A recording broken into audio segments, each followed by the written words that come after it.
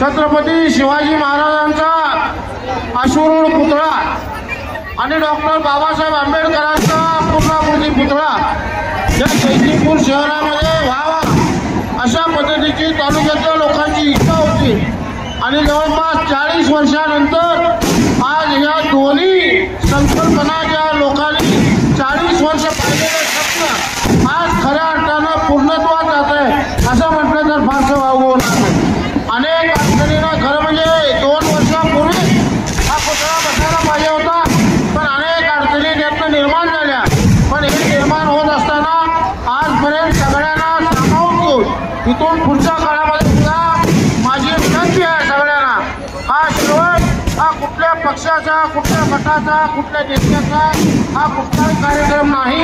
Doctor Babasaheb आंबेडकरांनी आपल्या दिलेल्या संविधानाप्रमाणे आपल्या सगळ्यांचा अधिकार या बाबासाहेब आंबेडकरांच्या पुतळ्यावर आहे. त्यामुळे सगळ्यांनी या बाबासाहेब आंबेडकरांच्या पूर्णाकृती पुतळ्याचं आणि ज्या ज्या ठिकाणी आपण भीट घेतली त्या ठिकाणी सादर करतो त्यासाठी म्हणून सगळ्यांचं सहकार्य आवश्यक आहे. लोक या सगळ्या प्रक्रियेबद्दल बाजूला राहिले त्यांना माझी या सगळ्या प्रक्रियेतनं बाजूला जे राहिले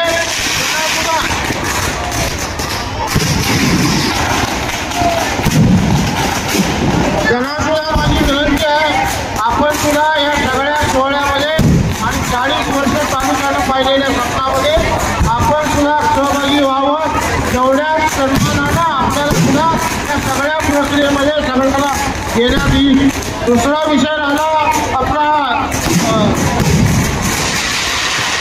1251 साठी आपण न्यायालयामध्ये लढा लढतोय. त्याला न्याय आपण घेऊन तिथं त्या ठिकाणी आपण MPSC आणि UPSC सेंटर आणि सिंहासनावर बसलेला बाबासाहेबांचा त्या ठिकाणी सुद्धा पुतळा उभा करायचा निर्धार आजच्या या सगळ्या कार्यक्रमामध्ये करायचा आहे.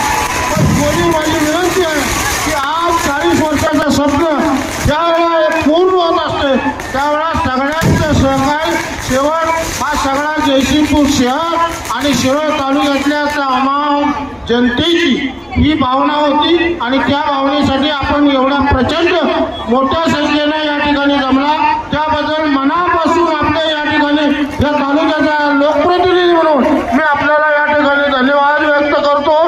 14 एप्रिल ही तारीख आपण कोरून ठेवावी आणि आपल्या जे कॅलेंडर घरातलं आहे त्या 14 एप्रिलला बाबासाहेबांच्या जयंतीच्या दिवशी या भीमसृष्टीचं उद्घाटन कुठल्याही परिस्थितीत करायचं हे जिद्द मनामध्ये बाळगून आपण सगळ्यांनी या येणाऱ्या काळामध्ये काम करूया.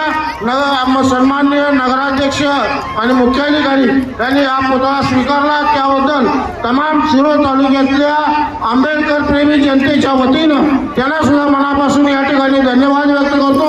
आपण सगळ्यांनी जवळजवळ 4 वाजल्यापासून एवढ्या प्रचंड संख्येनं या ठिकाणी उपस्थित राहिला त्याबद्दल आपले ऋण मला आयुष्यभर विसरता येणार नाही याची